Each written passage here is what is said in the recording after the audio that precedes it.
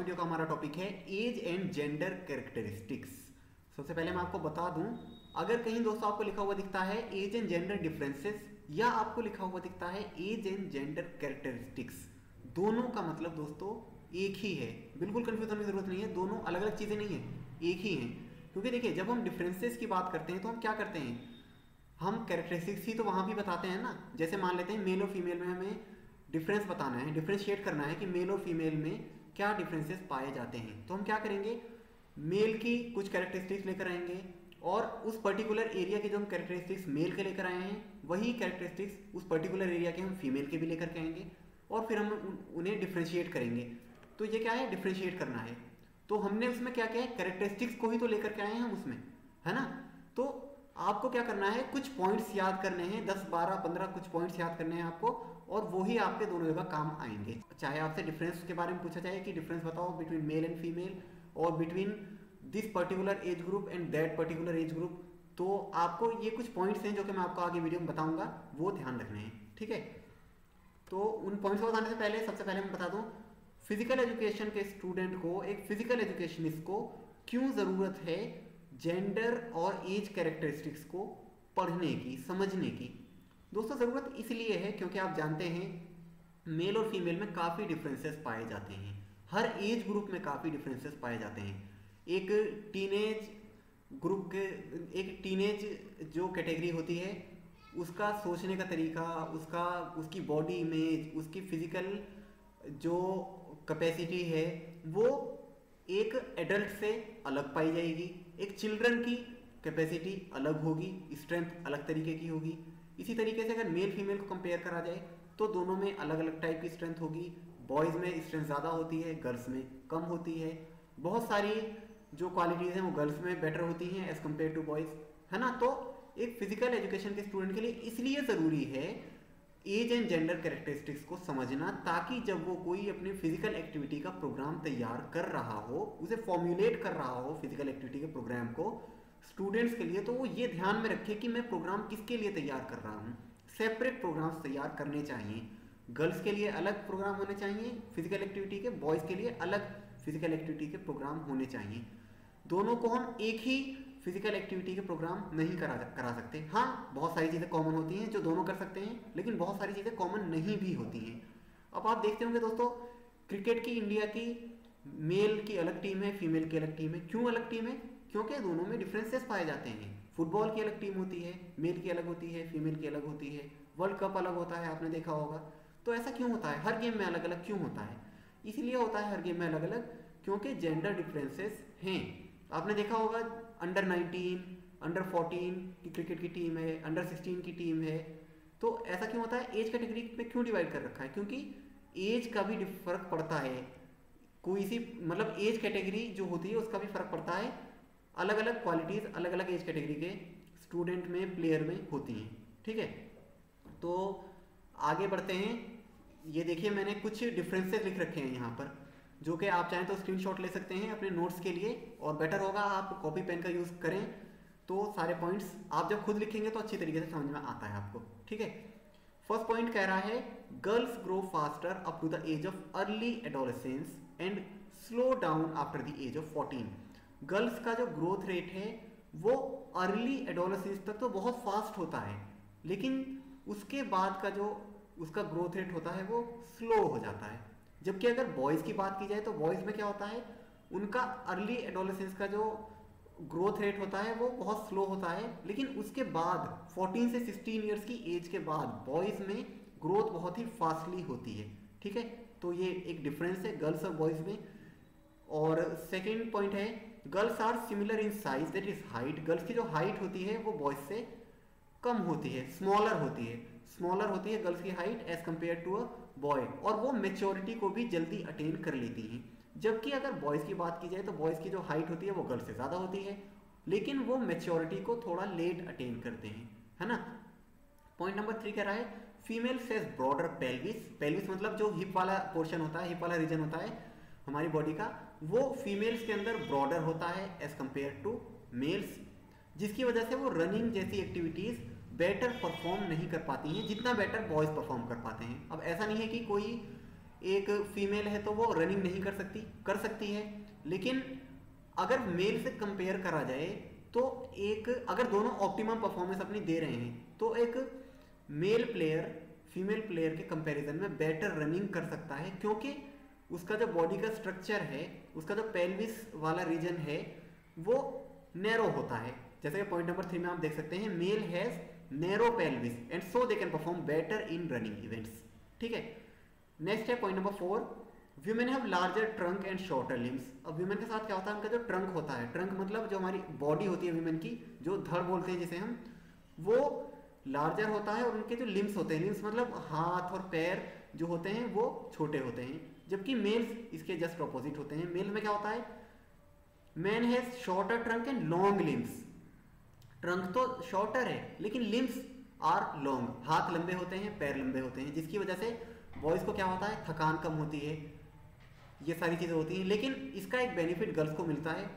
Girls को क्या benefit मिलता है, गर्ल्स की हाइट भी कम होती है, उनकी ट्रंक भी लार्जर होती है, और उनका जो लिम्स है वो लॉन्ग होते हैं, तो उसकी वजह से क्या होता है, उनका सेंटर ऑफ ग्रेविटी वो भी लो होता है। और जब सेंटर ऑफ ग्रेविटी लो होता है तो क्या होता है, हम अच्छी तरीके से बैलेंस कर पाते हैं अपनी बॉडी को। अब दोस्तों सेंटर ऑफ ग्रेविटी क्या होता है ये हम आगे की वीडियोस में पढ़ेंगे, जब हम किनेसियोलॉजी एंड बायोमैकेनिक्स की वीडियोस को कवर करेंगे। अभी फिलहाल आप इतना समझ लीजिए, अगर सेंटर ऑफ ग्रेविटी आपकी डाउन रहती है तो जनरली आपका जो बैलेंस है बॉडी का वो क्या होता है, आपकी बॉडी बैलेंस रहती है, मतलब डिसबैलेंस नहीं होती है ना। डिसबैलेंस होने के चांसेस कम होते हैं as compare to an individual who has centre gravity up to very high level. ठीक है, तो ये चीज़ हो गई। और इसके अलावा गर्ल्स में क्या होता है, उनकी क्योंकि सेंटर ऑफ ग्रेविटी डाउन होती है तो वो जंपिंग वाली एक्टिविटीज़ में उन्हें डिफिकल्टी होती है, लेकिन उन्हें बैलेंसिंग वाले इवेंट्स में, जैसे कि मैंने अभी बताया, एडवांटेज मिलता है। जैसे जिम्नास्टिक्स, स्विमिंग, इन सभी इवेंट्स में उन्हें एक एडवांटेज मिलता है। जबकि अगर बॉयज़ की बात की जाए तो बॉयज़ की सेंटर ऑफ ग्रेविटी हाई होती है, जिसकी वजह से उनकी बॉडी अनस्टेबल पोजीशन में होती है, मतलब उतनी बैलेंस नहीं होती जितनी गर्ल्स की बैलेंस्ड पोजीशन में होती है body. They are better in shifting exercises. अगर शिफ्टिंग एक्सरसाइजेज हैं तो वो बॉयज़ बेटर परफॉर्म कर सकते हैं। जंपिंग एक्सरसाइजेज को boys as compare to girls better perform कर सकते हैं। लेकिन डिसएडवांटेज बॉयज़ को कहाँ मिलता है, बॉयज़ को जो डिसएडवांटेज मिलता है वो मिलता है बैलेंसिंग एक्टिविटीज़ में, जैसे कि जिम्नास्टिक्स। गर्ल्स जिम्नास्टिक की एक्टिविटीज़ को बेटर परफॉर्म कर सकती हैं। मोस्टली जो इवेंट्स होते हैं जिम्नास्टिक्स के, उसमें गर्ल्स बेटर परफॉर्म कर सकती हैं। आगे बढ़ते हैं, नेक्स्ट पॉइंट है point number 5, females shoulders are weaker in strength and narrow. अब क्या होता है, फीमेल के जो शोल्डर होते हैं वो भी वीक होते हैं as compare to boys. Boys के जो शोल्डर होते हैं वो नैरो नहीं होते, ब्रॉड होते हैं, और गर्ल्स के शोल्डर कैसे होते हैं, नैरो होते हैं। तो ये कुछ की पॉइंट्स हैं जो कि आपको ध्यान रखने हैं। गर्ल्स के शोल्डर कैसे होते हैं, नैरो होते हैं, बॉयज़ के ब्रॉड होते हैं, जबकि हिप वाला पोर्शन गर्ल्स का ब्रॉड होता है, बॉयज़ का नैरो होता है। ये चीज़ आपको ध्यान रखनी है। अब हम शोल्डर की बात कर रहे हैं पॉइंट नंबर 5 में, तो उससे क्या होता है, शोल्डर नैरो होने की वजह से गर्ल्स के शोल्डर वीक होते हैं, उनकी जो बोन्स ऑफ कार्टिलेजेस होते हैं वो भी वीक होते हैं एज कम्पेयर टू बॉयज़। और उन्हें डिसएडवांटेज कहाँ मिलता है, थ्रोइंग इवेंट्स जो होते हैं, शॉर्ट पुट हो गया, हैमर थ्रो हो गया, जेवलिन थ्रो हो गया, जितने भी थ्रोइंग इवेंट्स हैं, डिस्कस थ्रो हो गया, ये सब इनमें उन्हें गर्ल्स को डिसएडवांटेज मिलता है। वो इतना बेटर परफॉर्मेंस नहीं दे पाती जितना एक बॉय कैटेगरी का स्टूडेंट, एक प्लेयर दे सकता है। ठीक है, और बॉयज़ के बारे में मैंने आपको बता दिया, वो बेटर परफॉर्म कर सकते हैं कौन सी एक्टिविटीज़ में, रोप क्लाइंबिंग बेटर परफॉर्म कर सकते हैं, पोल वॉल्ट बेटर परफॉर्म कर सकते हैं, जितने भी थ्रोइंग इवेंट्स हैं वो बेटर परफॉर्म कर सकते हैं, सर्कलिंग वाले इवेंट्स हैं, और जैसे कि रोमन रिंग्स है जिम्नास्टिक्स में, उसमें बॉयज़ बेटर परफॉर्म कर सकते हैं, क्योंकि उनके जो शोल्डर होते हैं वो ब्रॉडर होते हैं, उनकी स्ट्रॉन्ग बोन्स होती हैं, कार्टिलेजेस उनके स्ट्रॉन्ग होते हैं, इस वजह से वो बेटर परफॉर्म कर सकते हैं। ठीक है, नेक्स्ट है point number 6, their muscular strength is less. Girls की बात की जा रही है, फीमेल्स की जो मस्कुलर स्ट्रेंथ होती है वो बॉयज़ के कंपैरिजन में कम होती है, मतलब मसल पावर गर्ल्स में कम होती है, और उनका स्ट्रक्चर भी बॉयज़ के कंपैरिजन में इतना बेटर नहीं होता है। ठीक है, अब वो कितनी भी वेट ट्रेनिंग कर लें, गर्ल्स कितनी भी वेट ट्रेनिंग कर लें, अगर एक एज कैटेगरी के गर्ल और बॉयज़ को आप इस सेम ट्रेनिंग दें तो ऑब्वियस सी बात है बॉयज़ का जो आउटकम है वो बेटर आएगा। अगर स्ट्रेंथ ट्रेनिंग की बात की जाए, स्ट्रेंथ ट्रेनिंग में बॉयज़ बेटर परफॉर्म कर पाएंगे, क्योंकि उनके जो मसल का स्ट्रक्चर है उनमें वो एबिलिटी होती है जिससे वो slapping, pulling, pushing, striking, kicking और स्क्वीजिंग वाली एक्टिविटीज़ बेटर परफॉर्म कर सकते हैं, जो कि गर्ल्स इतनी बेटर नहीं कर पाएंगी अगर दोनों अपना ऑप्टिमम लेवल करते हैं तो। ठीक है, नेक्स्ट है पॉइंट नंबर 7। उनमें रिएक्शन टाइम की जो रिक्वायरमेंट होती है, मतलब रिएक्शन टाइम हर गेम में ही होता है। रिएक्शन टाइम तो बैडमिंटन ही नहीं, हर गेम है। अब 100 मीटर ये तो उसमें भी एक रिएक्शन टाइम है। गन शॉट के बाद आपका जो रिएक्शन टाइम है, तो जनरली बॉयज़ का जो रिएक्शन टाइम है वो गर्ल्स से अच्छा होता है। वो चीज़ों को अच्छी तरीके से रिएक्ट कर सकते हैं। रिएक्शन टाइम क्या होता है? रिएक्शन टाइम वैसे हम स्पोर्ट्स ट्रेनिंग जब पढ़ेंगे तो उसमें पढ़ेंगे रिएक्शन टाइम मतलब किसी भी चीज़ पर हम जब कोई अपना फर्स्ट रिएक्शन देते हैं, जैसे कि गन शॉट हुआ। अब गन शॉट के बाद मैंने रनिंग करना कितने नैनो सेकेंड्स में स्टार्ट कर दिया, बॉडी में कितना फर्स्ट मूवमेंट मैंने कब स्टार्ट करा, तो वो क्या है? मेरा रिएक्शन टाइम है वो, है ना। मुझे लग रहा है आप समझ रहे हैं रिएक्शन टाइम क्या होता है। तो रिएक्शन टाइम बॉयज़ में as compare to girls better होता है। नेक्स्ट है point number 9, womens are emotionally weak. अब यहाँ पर कुछ साइकोलॉजिकल फैक्टर्स भी हैं। अभी तक हमने एनाटॉमिकली बात की, हमने स्ट्रक्चर की बात की, मैंने कुछ फिजियोलॉजिकल भी बात की, जैसे कि मैंने सर्कुलेशन की बात की, ब्लड सर्कुलेशन की, और स्ट्रक्चर की हमने बात की, शोल्डर की और पेल्विस वाले रीजन की। अब कुछ पॉइंट्स हैं साइकोलॉजिकल फैक्टर्स, जैसे कि girls are emotionally weak, the effect of defeat, victory, accident and injury on them is for longer time and cannot recover from the shocks easily.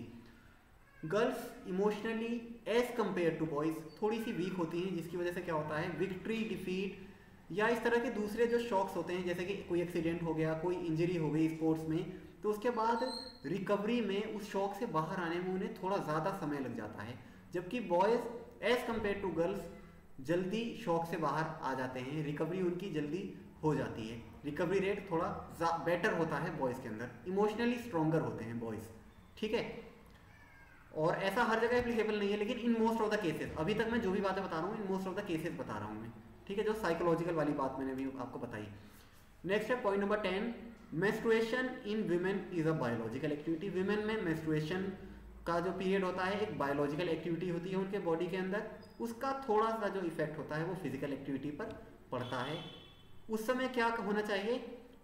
Menstruation के समय जो हार्ड ट्रेनिंग है वो female को नहीं करानी चाहिए, क्योंकि उसका सीधा सीधा इफेक्ट उनकी ट्रेनिंग के आउटकम में पड़ता है। वो उतना बेटर परफॉर्म नहीं कर पाती हैं।